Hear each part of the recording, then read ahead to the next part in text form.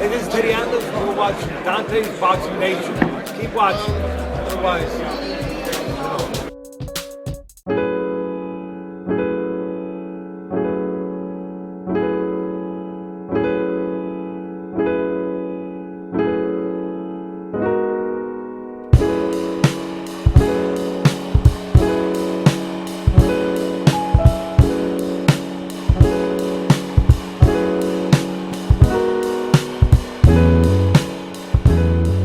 Dante's Boxing Nation, what's going on, guys? You know, I did a video a couple days ago, and one of you guys left a comment in the comment section and basically said that ever since Mayweather left HBO, HBO is now dead. So I wanted to ask the question to you guys. Has HBO fallen since Mayweather left the network? Now, as you guys just heard in that clip that I just played for you, that was Steve Espinoza basically saying that while other networks, mainly referring to HBO, while they're doing budget cuts, Showtime is actually investing more money into the sport of boxing. And so far, it's been paying off, because the only network right now that are doing the budget cuts are HBO.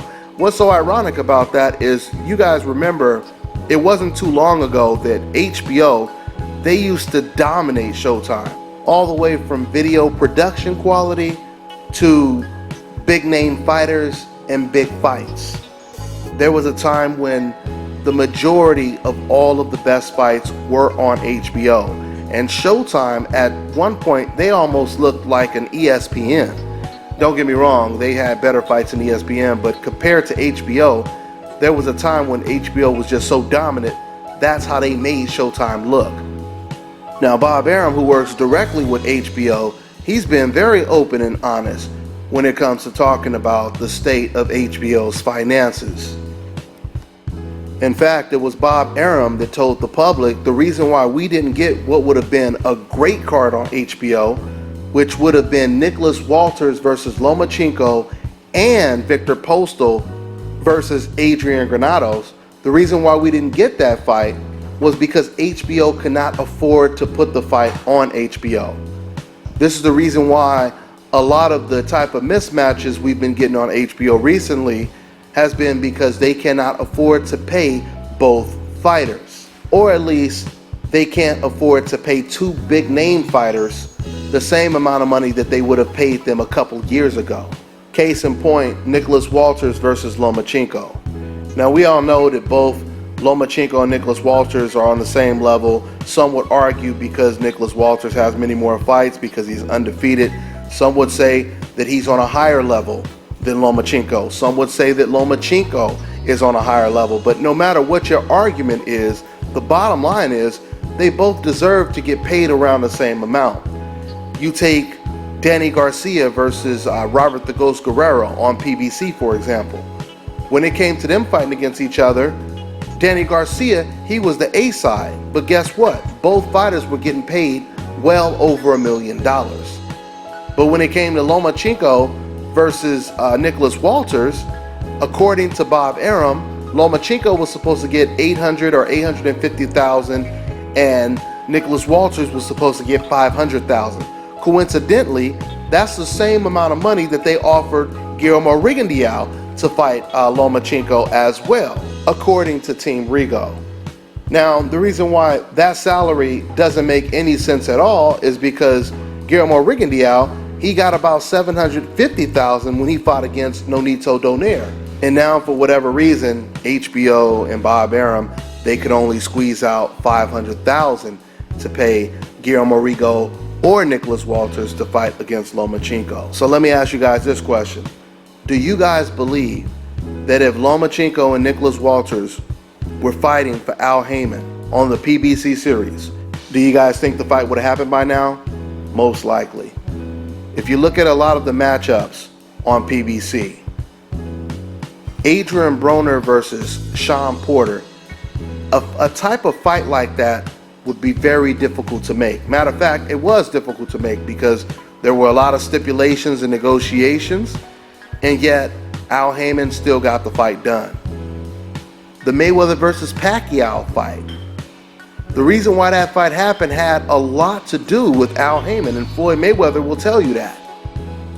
So when it comes to HBO, they're in a little bit of a conundrum, a financial conundrum, where they can't pay these type of fighters the amount of money that they deserve, or at least they can't pay all of the fighters, the relevant fighters that deserve to be paid a certain amount. This also explains why we got Crawford versus Postal on pay-per-view. Now, there's a little bit of a misconception. A lot of people are under the impression that Bob Arum and HBO and even Team Crawford, they just all came together and they thought now is the time to tell people that you're a superstar and we're going to put you on pay-per-view. That's what a lot of people believe. So the point that I'm making is, unlike a Canelo Alvarez or Golovkin when he fought against Lemieux, promoter Tom Loeffler, which is Golovkin's promoter, and HBO, they put Golovkin on pay-per-view because they thought it was his time to shine. They thought that was the time for him to jump on pay-per-view and get about 300,000, 400,000 pay-per-view buys. That's not the situation with Terence Crawford. With Crawford, it was the contrary, because usually Bob Arum, he elects to put a fight on pay-per-view, like a Manny Pacquiao fight. He's choosing to put that fight on pay-per-view because he believes that he will make a nice profit off of it, with Manny Pacquiao being an established star for quite some time. But when it comes to Terence Crawford, Bob Arum was actually forced to put the fight on pay-per-view. Why? Because HBO could not fit it in their budget. They could not afford to put Crawford versus Postal on regular HBO. See, a lot of boxing fans were under the impression that if a promoter spends money to put a fighter on pay-per-view, they're actually spending more money to put that fighter on pay-per-view, maybe HBO and the promoter. And if that fighter is only fighting on HBO, then they're not spending as much money. But it's actually the contrary, as I learned this year with all the fights that didn't come to fruition on HBO because of these budget cuts. So when it comes to Floyd Mayweather leaving HBO, not only is Floyd Mayweather the biggest star in boxing, but he's the biggest athlete in all of sports. Floyd Mayweather has broken all of the pay-per-view records. Top 3, the biggest pay-per-view fights in history are all by Floyd Mayweather.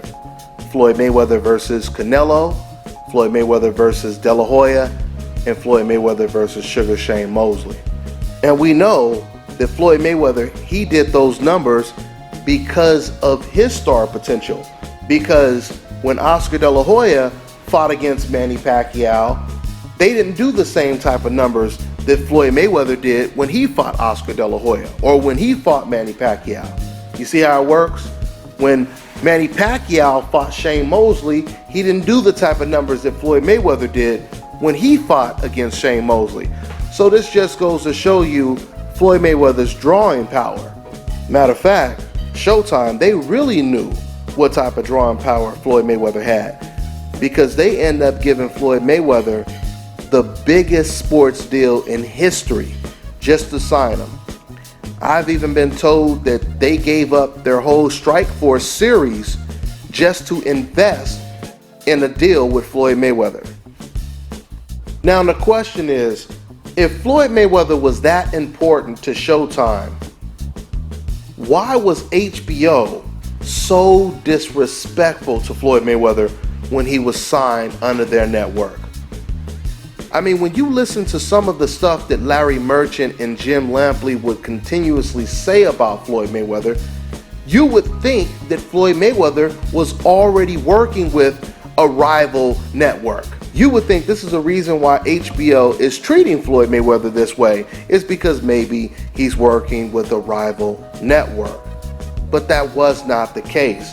And you know what's so funny, because whenever I talk about the double standards that exist in the sport of boxing, and I talk about the fighters on the hope list, like fighters like Gennady Golovkin or Canelo Alvarez, there would always be at least one person that would post a comment and he would basically say, come on, it's obvious the reason why HBO treats Gennady Golovkin or Canelo Alvarez so well is because Those are HBO's cash cows. This is all about money. That's why they treat him so well. So if we're using that logic, then it really makes no sense why they've disrespected Floyd Mayweather so much. Because Floyd Mayweather was making HBO all the money in the world, right? If that is the case, you would think that HBO, they would damn near be on their knees praying to Floyd Mayweather every night. But that wasn't the case. In fact, they treated Floyd Mayweather like he was the least important fighter on the network. At least that's the way Jim Lampley and Larry Merchant would talk when they talked about Floyd Mayweather. Even though Floyd Mayweather, he was loyal to HBO forever, he was breaking all of these pay-per-view records, making HBO a whole lot of money. No matter what Floyd Mayweather did, HBO's Jim Lampley and Larry Merchant, they refused to give Floyd Mayweather any type of respect. Even though he was pound for pound, universally, undeniably considered #1 pound for pound best fighter in the world. I mean, Floyd was so undisputed when it comes to being the pound for pound king that even websites that hated Floyd Mayweather's guts, they still had him at #1. Matter of fact, this is how blatant and disrespectful HBO's Jim Lampley was when it comes to the fighter that was making all the money for the network Jim Lampley worked for.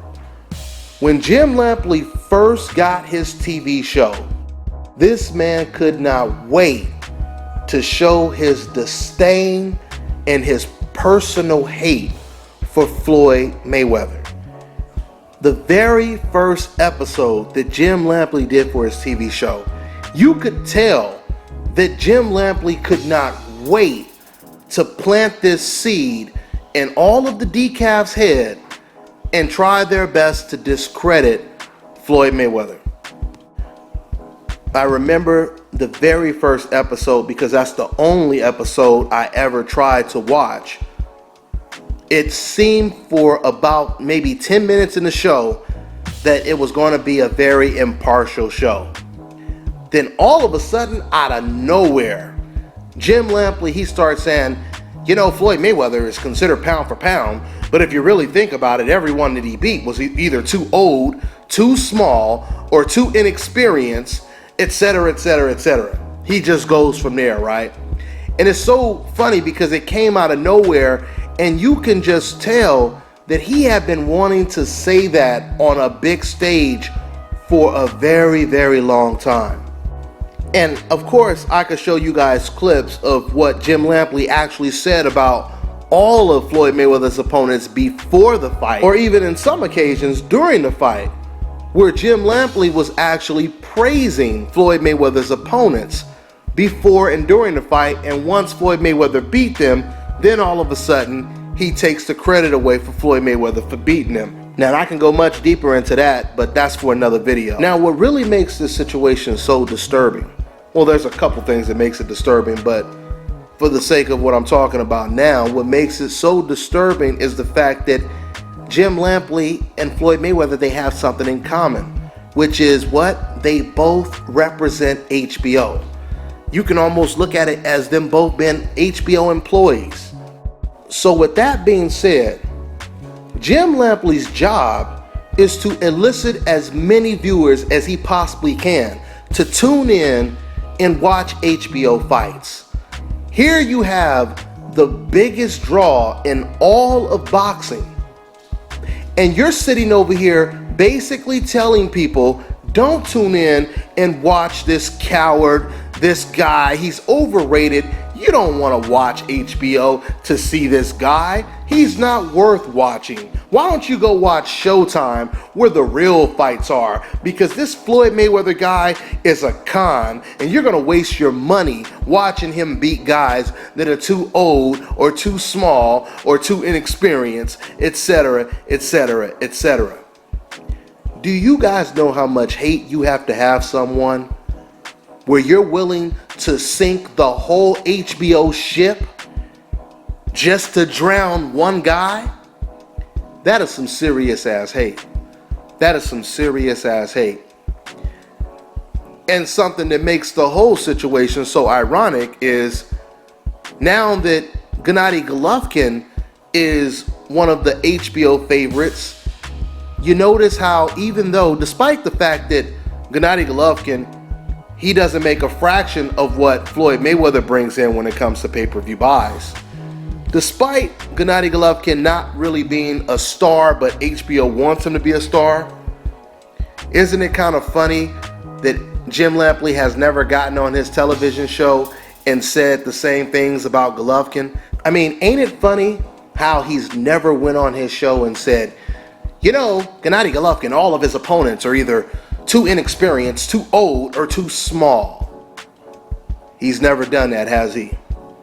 Maybe it's just a coincidence, right? Maybe it's just a coincidence. So with that all being said, karma is something else. Because now, once again, you have Floyd Mayweather, who left HBO to make Showtime some ridiculous money. And now, who's the ones doing the budget cuts? Who's the ones that can't even afford to put some of the most meaningful fights on regular TV?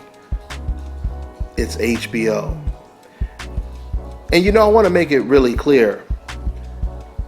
As a boxing fan and a reporter, I want all TV networks, all promoters, all advisors and managers, I want all of them to be successful. Why? Because that means we get to see the best fights possible, right? We get to see all of the fights that we're supposed to see. Once again, for example, if it was up to Bob Arum, we would have got a great doubleheader. Victor Postol versus Adrian Granados. And in the main event, Nicholas Walters versus Lomachenko. Right? I want to see those fights. So I don't care what channel they're on. I don't care who's promoting it. I want to see those fights. I'm not going to be like the decafs when it comes to Al Heyman, where you're sitting at home praying every night that the fucking ship sinks and you don't care how many people drown on the boat as long as Al Heyman is one of the people who get drowned. That's how decafs think. That's not how a real boxing fan thinks. So with that all being said, it is what it is. You know, HBO, they're definitely on the decline. We'll see if they can recover. They still have, you know, fighters like Gennady Golovkin, Andre Ward, Sergey Kovalev, and Terrence Crawford. But they're going to have to come up with the money to put these big name fighters in the ring with big name opponents and do it consistently. We'll see what happens. That's all I got for now. I'm on to the next one. Still working. What's up, Roger? The most sensational. Ellie in the nation. I see y'all. It's the Ellie in the nation. There we go.